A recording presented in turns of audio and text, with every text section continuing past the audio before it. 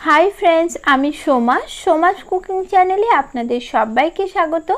एकघेयेमी पटल रान्ना खेये खेये जखन आमादेर आर पटल खेते भालो लागे ना ठीक सेई समय आपनारा पटलेर एई रान्नाटी करे खान, खेते दुर्दान्त हय, सकलेरই भालो लागबे। एई रान्नाटी पटलेर एकदम यूनिक एकटी रेसिपि। भात रुटी लुचि परोटा जेकोनो किछुर साथे आपनारा एई रान्नाटी सार्व करते पारेन। चलुन ताहले एखन এই রেসিপিটি দেখে নিন। आशा করছি আমার এই রান্নাটি আপনাদের ভালো লাগবে। ভালো লাগলে ভিডিওটি লাইক ও শেয়ার করার অনুরোধ রইল। পটলের এই রান্নাটি করার জন্য প্রথমেই আমি কিছু মশলার পেস্ট তৈরি করে নেব। তার জন্য একটি মিক্সারের জার নিয়েছি, যার মধ্যে নিয়ে নিলাম একটা বড় সাইজের টমেটো কুচি। টমেটোর একদম মিহি পেস্ট আমি তৈরি করে নিয়েছি। এরপর এই পেস্টটা আমি ঢেলে রাখছি। তারপর ওই জারের মধ্যে নিয়ে নিচ্ছি একটা বড় সাইজের কুচিয়ে রাখা পেঁয়াজ, নিচ্ছি 8 কোয়া রসুন ও 1 ইঞ্চি আদা কুচি। এই সমস্ত কিছুকে অল্প একটু জল দিয়ে একদম মিহি পেস্ট আমি তৈরি করে নেব। সব কিছুর একটা মিহি পেস্ট আমি তৈরি করে নিয়েছি। এরপর নিয়েছি আমি 250 গ্রাম পটল। পটলের খোসাটা ছাড়িয়ে পটলটাকে পরিষ্কার করে ধুয়ে নিয়েছি। এরপর নিয়েছি একটি গ্রেটার, আর গ্রেটারের যে ছোট ছিদ্রটা রয়েছে সেটা দিয়ে পটলটাকে খুব ভালোভাবে এইভাবে গ্রেট করে নিতে হবে। একদম মিহি করে গ্রেট করতে হবে। পটলের এই রান্নাটি আপনারা আগে না খেয়ে থাকলে একবার হলেও বানিয়ে খেয়ে দেখবেন, খেতে ভীষণ ভালো হয়। যারা পটল খেতে পছন্দ করে না তারাও কিন্তু এই রান্নাটি চেটেপুটে খাবে। এইভাবে সবকটা পটল আমি প্রথমে গ্রেট করে নিচ্ছি। সবকটা পটল আমি গ্রেট করে নিয়েছি। এখন এই পটলটাকে আমি 10 মিনিটের জন্য একটু রেস্টে রেখে দেব, যাতে পটলের জলটা বেরিয়ে যায়। সেই ফাঁকে আমি এখানে নিয়েছি হাফ কাপ মুসুর ডাল। মুসুর ডালটাকে আমি 1 ঘন্টা আগের থেকে ভিজিয়ে রেখেছিলাম। ডালটা এখন খুব ভালোভাবে ভিজে গেছে। তারপর ডালটাকে আমি 3 বার জল পাল্টে ভালো করে ধুয়ে নিয়েছি। এখন ডালটাকে আমি জল থেকে ছেঁকে নেব। জল থেকে ডালটা ছেঁকে আমি একটি মিক্সার জারের মধ্যে নিয়ে নিয়েছি। এখন এর মধ্যে দিয়ে দেব 2টো কাঁচা লঙ্কা আর 4 কোয়া রসুন। তারপর ডালটাকে আমি একদম মিহি করে বেটে নেব। আপনারা চাইলে এটা শিলেও বেটে নিতে পারেন। ডালটা আমি একদম মিহি করে বেটে নিয়েছি। তবে বাটার আগে ডালটা একদম জল ঝরিয়ে শুকনো করে নিলে ডালটা কিন্তু মিহিভাবে বাটা যাবে না, তাই একটু জল জল ভাব থাকা অবস্থায় বেটে নিতে হবে। ডাল বাটাটাকে আমি একটি মিক্সিং বোলের মধ্যে নিয়ে নিয়েছি। এখন যে পটলটা আমি 10 মিনিট আগে গ্রেট করে রেখেছিলাম সেই পটল থেকে দেখুন কতটা জল বার হচ্ছে। এই পটলটা হাত দিয়ে এইভাবে চিবড়ে জলটা বার করে সে ডাল বাটার মধ্যে আমি নিয়ে নিচ্ছি। তবে পটলের যে জলটা বার হচ্ছে এটা কিন্তু ফেলে দেওয়ার প্রয়োজন নেই, এটা একটা বাটির মধ্যে রেখে দিতে হবে, পরে রান্নাতে আমরা এটা ব্যবহার করব। এরপর এর মধ্যে দিয়ে দিলাম হাফ চামচ নুন, 1 চামচের 4 ভাগের 1 ভাগ দিয়ে দিলাম হলুদ গুঁড়ো, আর দিয়ে দিচ্ছি 2 চামচ ছোলার বেসন।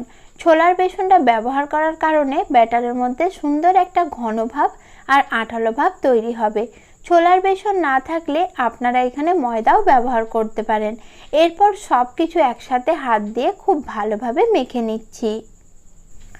যারা ঝালটা একটু বেশি খান তারা এখানে লঙ্কার গুঁড়োটাও ব্যবহার করতে পারেন।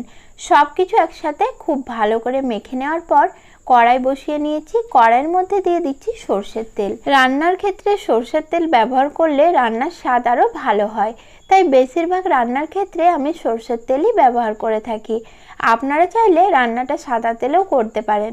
তারপর যে ব্যাটারটা তৈরি করে নিয়েছিলাম সেটার কিছুটা করে অংশ এভাবে গোল করে নিয়ে কড়ার মধ্যে দিয়ে বড়ার আকারে এভাবে একটু মেলে দিচ্ছি।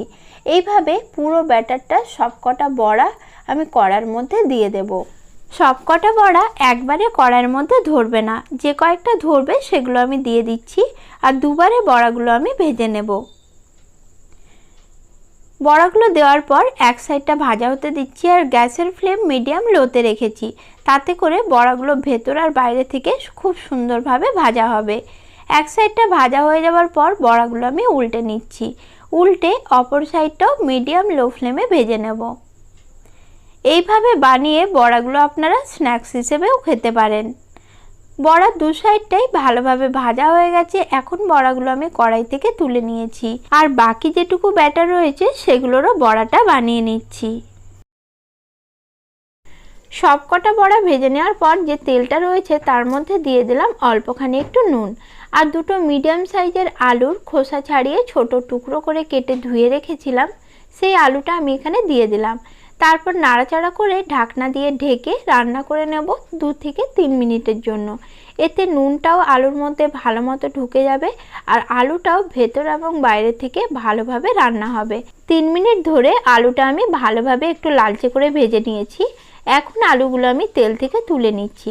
তারপর ওই তেলের মধ্যে দিয়ে দিচ্ছি একটা গোটা শুকনো লঙ্কা ফোড়ন আর দিয়ে দিচ্ছি হাফ চামচ গোটা জিরা, দিচ্ছি একটা তেজপাতা, দুটো ছোট এলাচ, এক টুকরো দারুচিনি ও দুটো লং।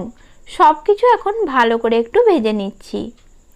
গোটা মশলাগুলো ভাজা হয়ে গেলে আদা রসুন ও পেঁয়াজের যে পেস্ট আমি বানিয়ে রেখেছিলাম সেটা দিয়ে দিলাম আর দিলাম অল্প একটু মশলার বাটি ধোয়া জল। মশলাটা এখন আমি কয়েক মিনিট ধরে মিডিয়াম লো ফ্লেমে খুব ভালো করে কষিয়ে নেব, যাতে মশলার যে একটা কাঁচা গন্ধ হয় সেটা আর না থাকে। দিয়ে দিলাম মশলার মধ্যে হাফ চামচ নুন, নুনটাও ভালো করে মিশিয়ে নিচ্ছি। মশলাটা ভালো করে কষিয়ে নেওয়ার পর আমি যে টমেটোর পেস্টটা বানিয়ে রেখেছিলাম সেটা এখানে দিয়ে দিলাম আর যে পটলের জলটা আমি একটা বাটির মধ্যে তুলে রেখেছিলাম সেটাও এখানে দিয়ে দিলাম। এরপর দিয়ে দিচ্ছি হাফ চামচ হলুদ গুঁড়ো, দিচ্ছি 1 চামচ কাশ্মীরি লাল লঙ্কার গুঁড়ো, হাফ চামচ দিলাম ধনে গুঁড়ো আর হাফ চামচের একটু বেশি দিলাম জিরা গুঁড়ো। সব মশলা খুব ভালো করে মিশিয়ে নিচ্ছি। নর্মালি রান্নাতে আমরা যে গুঁড়ো মশলাগুলো ব্যবহার করে থাকি সেগুলোই আমি এখানে ব্যবহার করেছি। সব কিছু ভালো করে মিশিয়ে নেওয়ার পর মশলাটা আমি ঢেকে দিলাম। গ্যাসের ফ্লেম মিডিয়াম লোতে রেখে 2 মিনিটের জন্য মশলাটা আমি কষিয়ে নিয়েছি। 2 মিনিট পর ঢাকনাটি খুলে ভেজে রাখা আলুটা আমি দিয়ে দিলাম। এখন আলুটাও মশলার সাথে ভালোভাবে মিক্স করে নিচ্ছি। তারপর আবারও ঢাকনা দিয়ে ঢেকে মশলাটা আমি 3 মিনিটের জন্য কষিয়ে নেব। 3 মিনিট পর ঢাকনা খুলে নিচ্ছি। মাঝে একবার ঢাকনা খুলে আমি নাড়াচাড়া করে নিয়েছিলাম। টোটাল 5 মিনিট ধরে মিডিয়াম লো ফ্লেমে মশলা আমি খুব ভালো করে কষিয়ে নিয়েছি। মশলা যত ভালো করে কষাবেন রান্নার স্বাদ কিন্তু ততই ভালো আসবে।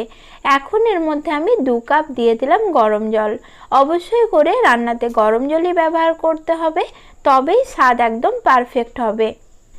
এখন খুব ভালোভাবে নাড়াচাড়া করে সব কিছু মিশিয়ে নিলাম। তারপর ঢাকনা দিয়ে ঢেকে রান্নাটা হতে দেব আমি 5 মিনিটের জন্য। 5 মিনিট পর ঢাকনাটা আমি খুলে নিচ্ছি। এরপর যে বড়াগুলো আমি ভেজে রেখেছিলাম সেগুলো এখানে দিয়ে দেব আর দিয়ে দিচ্ছি 4টে চিড়ে নেওয়া কাঁচা লঙ্কা। ঝালটা আপনারা যে অনুপাতে খান সেই অনুপাতে এখানে ব্যবহার করবেন। সব কিছু ভালো করে মিশিয়ে নিলাম আর আবারও ঢাকনা দিয়ে ঢেকে রান্নাটা হতে দেব 5 মিনিটের জন্য। 5 মিনিট পর ঢাকনা খুলে নিলাম। এখন রান্না প্রায় আমার কমপ্লিট, তাই ওপরে দিয়ে দিলাম অল্প একটু ধনেপাতা কুচিয়ে আর হাফ চামচ দিলাম গরম মশলার গুঁড়ো, দিয়ে দিচ্ছি 1 চামচ ঘি। সব কিছু একবার মিক্স করে নেব।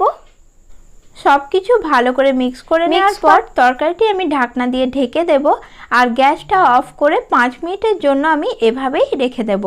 5 মিনিট পর ঢাকনা খুলে দেখাচ্ছি, দেখুন রান্নাটি আমার একদম কমপ্লিট।